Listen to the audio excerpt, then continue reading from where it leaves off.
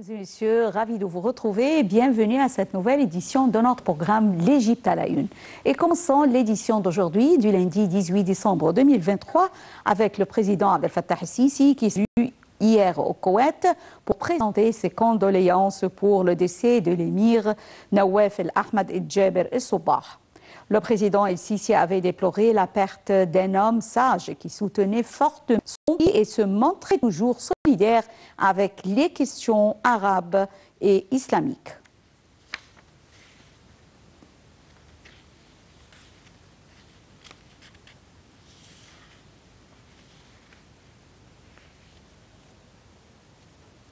Samedi, l'Égypte a déclaré un deuil de 3 jours comme suite au décès de l'émir du Koweït, Cheikh Nawaf el-Ahmad el-Jaber el-Sabah, décédé plus tôt dans la journée à l'âge de 86 ans. Plus de détails dans ce commentaire signé Dalia Karam.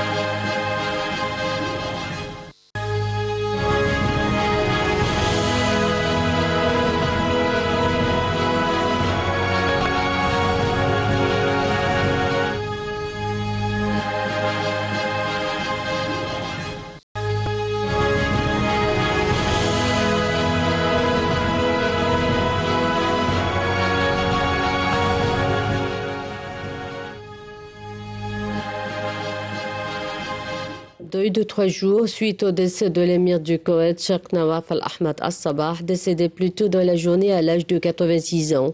La présidence de la République égyptienne a dit avoir appris samedi avec émotion le décès de l'émir du Koweït, Cheikh Nawaf el-Ahmad. Elle présente toutes ses condoléances à sa famille, à ses proches et au peuple koweïtien. Dans un communiqué, le président Abdel Fattah el-Sisi a déploré la perte de Cheikh Nawaf el-Sabah en tant que grand homme qui a soutenu son pays, s'occupant de ses affaires et faisant preuve de sagesse dans son leadership et de dévouement et de sacrifice, non seulement en faveur de son pays, mais aussi en faveur des 2 nations arabes islamiques.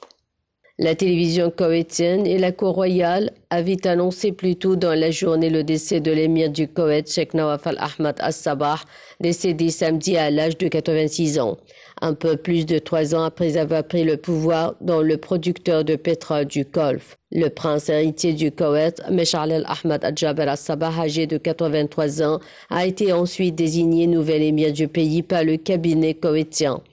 En novembre, l'émir Nawaf el-Ahmad el-Jaber el-Sabah avait été admis à l'hôpital en raison d'un problème de santé urgent selon l'agence de presse officielle Kuna, qui n'a pas donné de détails sur sa maladie. Il a ensuite été déclaré dans un état stable. Mais compte tenu de son âge, sa santé a souvent été une préoccupation pendant son mandat. Le Koweït a annoncé un deuil officiel de 40 jours et la fermeture des services officiels pendant 3 jours. L'émir du Koweït, Cheikh Nawaf el-Ahmad el-Sabah, est décédé samedi 16 décembre 2023 à l'âge de 86 ans après un court règne. Le prince héritier du Koweït, Cheikh Mesh'al el-Ahmad el-Jaber el-Sabah, a été nommé nouvel émir de ce pays riche en pétrole. Plus de détails sur Cheikh Nawaf el-Ahmad el-Sabah avec Dalia Karam. Nawaf el-Ahmad el-Sabah n'a été émir du Koweït que pendant 3 ans, mais il a été impliqué durant 6 décennies dans la conduite des affaires du petit pays pétrolier. Cheikh Nawaf a été nommé prince héritier en 2006 par son demi-frère Cheikh Sabah el-Ahmad el-Sabah et a pris la relève en tant qu'émir du Koweït à la mort de ce dernier en septembre 2020 à l'âge de 91 ans. Né en 1937, Cheikh Nawaf est le cinquième fils de Cheikh Ahmad Al-Jaber Al-Sabah, ancien dirigeant du Koweït de 1921 à 1950. Il a commencé sa carrière politique à l'âge de 25 ans en tant que gouverneur de la province de Awadi, fonction qu'il a occupée jusqu'en 1978. Il a notamment été ministre de la Défense lorsque l'Irak a envahi le pays en 1990 et ministre de l'Intérieur durant la période troublée qui a vu les forces de sécurité koweïtiennes combattre les terroristes armés en 2005. Au pouvoir, Cheikh Nawaf a dû gérer une crise d'ordre économique provoquée par une chute des prix du pétrole, qui a vu la note souveraine du pays abaissée par les agences de notation en 2020. Sur le plan diplomatique, Cheikh Nawaf a maintenu des relations équilibrées avec l'Arabie saoudite et l'Iran, les deux grands rivaux de la région. Son successeur, le prince héritier Cheikh Mash'al Al-Ahmad Al-Sabah, un autre demi-frère de l'émir disparu. Il est âgé de 83 ans. Ce dernier a passé l'essentiel de sa carrière dans le domaine de la sécurité et du renseignement. L'octogénaire a ainsi occupé le poste de ministre de l'Intérieur et des responsabilités dans la garde nationale. Il est en grande partie resté à l'écart de la scène politique et des dissensions au sein même de la famille régnante des Al-Sabah. Les relations égypto-koweïtiennes n'ont cessé de se développer tout au long de l'histoire et à tous les niveaux. La force des relations entre les deux pays émane de la volonté des deux pays d'étendre les points de coopération à tous les domaines afin de réaliser les aspirations des deux peuples. Les détails avec Dalia Karam. Les relations entre l'Égypte et le Koweït ont pris un fort élan lors de l'agression contre le Koweït par le régime de Saddam Hussein. Lorsque l'Égypte a affirmé son rejet de l'agression et son soutien au droit koweïtien et a même pris part en tant que partenaire à la guerre de libération du Koweït. De son côté, le Koweït a soutenu l'Égypte lors de l'agression de 1967 et de la victoire d'octobre 1973. Le Koweït a été l'un des premiers pays arabes à envoyer des forces armées après la guerre de 1967 pour aider l'Égypte dans la guerre de libération du Sinaï. Elle envoya une brigade complète, la brigade Yarmouk, qui resta en Égypte jusqu'à la guerre d'octobre 1973. Avec le déclenchement de l'action du 30 juin 2013, Son Altesse Cheikh Sabah Al-Ahmad a affirmé que le Koweït soutiendrait pleinement l'Égypte tant sur le plan politique qu'économique. Le 8 juin 2014, Cheikh Sabah Al-Ahmad Al-Jaber Al-Sabah, émir du Koweït, s'est rendu en Égypte pour assister à la cérémonie d'investiture du président Abdel Fattah al-Sisi en tant que président de la République arabe d'Égypte. Ils ont discuté des moyens de renforcer la coopération entre les pays dans tous les domaines d'intérêt commun. Le 5 janvier 2015, le président Abdel Fattah al-Sisi a effectué une visite au Koweït où il a été reçu par Cheikh Sabah Al-Ahmad, qui lui a décerné l'ordre de Moubarak le Grand. Le 13 mars 2015, l'émir du Koweït, Cheikh Sabah Al-Ahmad, s'est rendu en Égypte pour assister à la conférence égyptienne sur le développement économique. Le 6 août 2015, Cheikh Sabah Al-Ahmad Al-Jaber Al-Sabah s'est rendu en Égypte pour assister à la cérémonie d'ouverture du nouveau canal de Suez. Le 7 mai 2017, le président Abdel Fattah al-Sisi s'est rendu au Koweït où il a eu l'émir du Koweït, Cheikh Sabah Al-Ahmad. Les deux parties ont les moyens de renforcer les relations à tous les niveaux et d'élargir les horizons de coopération entre les deux pays afin de servir leurs intérêts communs. Le 31 août 2019, le président Abdel Fattah al-Sisi s'est rendu encore une fois au Koweït pour examiner avec Cheikh Sabah les moyens de renforcer l'action arabe commune pour relever les graves défis qu'affrontent les pays de la région. En 2020, le président Abdel Fattah al-Sisi s'est rendu au Koweït pour présenter ses condoléances à Cheikh Nawaf Al-Ahmad Al-Jaber Al-Sabah après la mort du Cheikh Sabah Al-Ahmad Al-Jaber Al-Sabah. Le président al-Sisi a affirmé à Cheikh Nawaf, qui prenait la relève en tant que nouveau émir du Koweït, l'attachement de l'Égypte à renforcer sa coopération avec le Koweït à tous les niveaux. Et en février 2022, le président Abdel Fattah al-Sisi se rendait au Koweït pour des entretiens avec son Altesse Cheikh Nawaf Al-Ahmad Al-Jaber, l'émir du Koweït, qui saluait les liens fraternels étroits et historiques entre les deux pays, exprimant sa grande appréciation pour le rôle axial de l'Égypte dans ce monde de l'action commune face aux crises et aux défis actuels dans la région, qualifiant l'Égypte de modèle à suivre en matière de stabilité et de développement économique et social dans le monde arabe. Les relations économiques entre l'Égypte et le Koweït ont connu une croissance significative. Alors, les investissements conjoints cumulés entre les deux pays ont dépassé 16 milliards de dollars par an, ou plutôt au cours des dernières 4 décennies, avec une moyenne de 400 millions de dollars par an. Les échanges commerciaux atteignant 3 milliards de dollars par an, le volume des dépenses touristiques atteint plus de 2 milliards de dollars par an, sans compter l'aide koweïtienne et les prêts à l'Égypte. Selon les statistiques du groupe d'action financière Gafi, le Koweït se classe 4e dans la liste des pays investissant en Égypte, le 3e sur l'échelle arabe, avec une contribution totale aux capitaux atteignant environ 2,8 milliards de dollars au cours de la période de 1970 au 31 octobre 2013, reflétant l'activité de 902 entreprises répandues dans la plupart des gouvernorats égyptiens. Les investissements koweïtiens en Égypte sont orientés vers les secteurs des services, de la construction, de l'industrie, de l'agriculture et de la finance, selon le ministère des Affaires étrangères égyptien. Selon la Chambre de commerce et d'industrie du Koweït, d'entreprises dans lesquelles le capital égyptien a cédé une part aux droits koweïtiens jusqu'à fin 2012 et d'environ 2736 entreprises pour la plupart des petites et moyennes entreprises. Les investissements égyptiens les plus importants au Koweït sont ceux de Arab Contractors Company.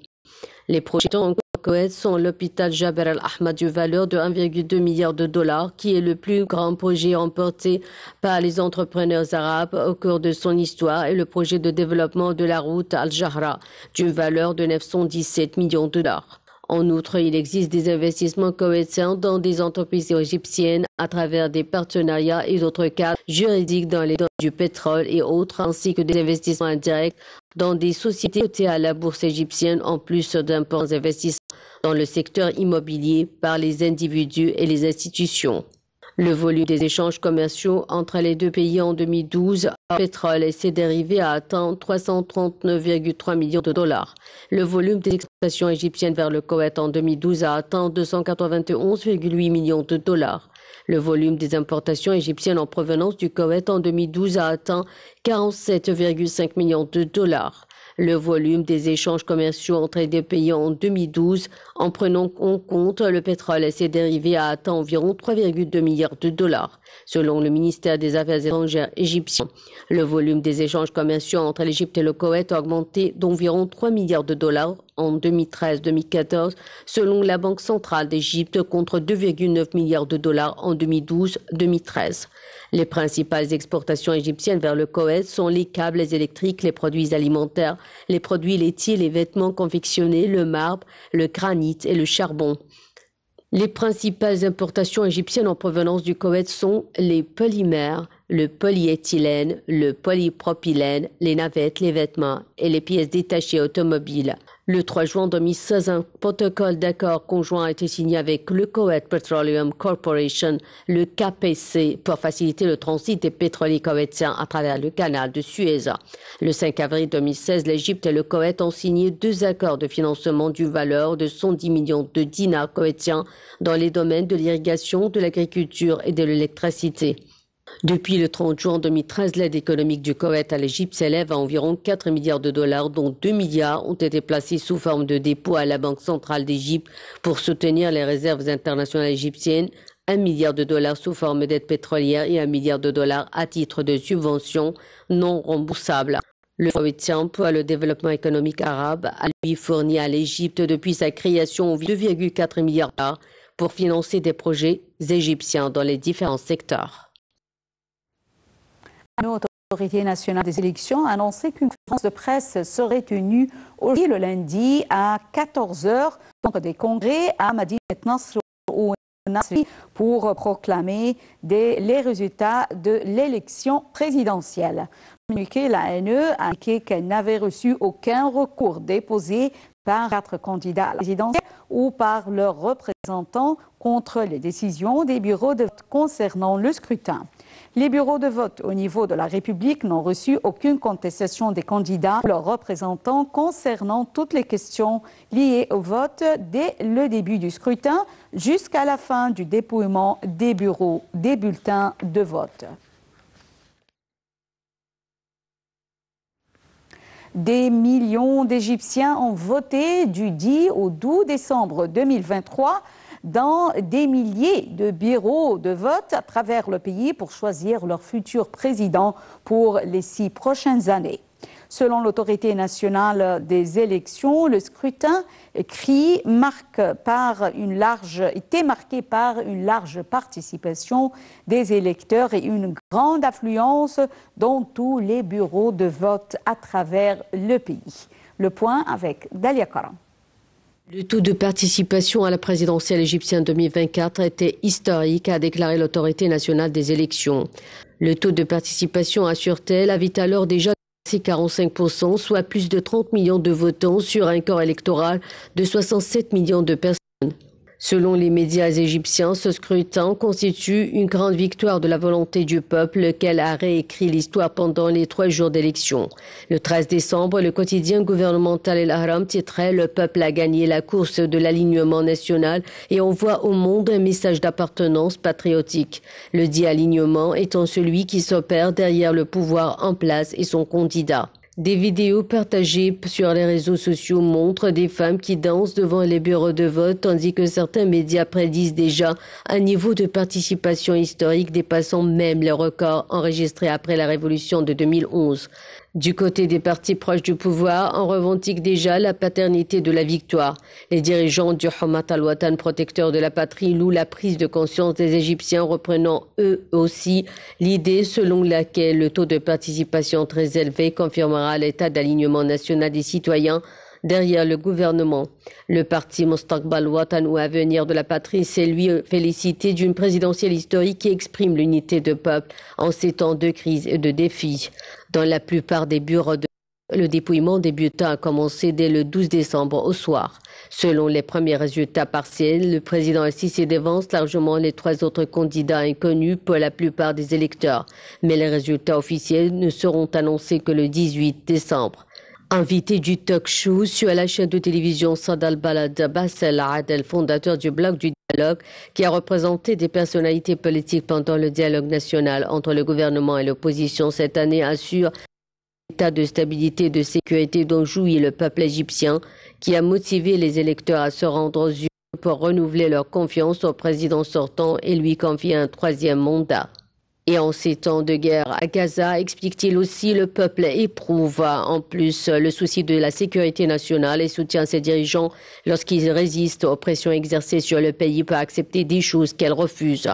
Bassel Adel loue également l'action sérieuse des partis et la création du base politique, ce qui a contribué efficacement à mobiliser les citoyens pour soutenir les candidats à la présidentielle égyptienne.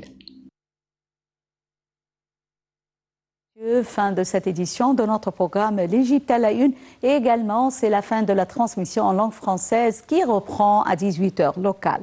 Merci pour votre fidélité à NLTV International qui vous souhaite bonne soirée. Merci et au revoir.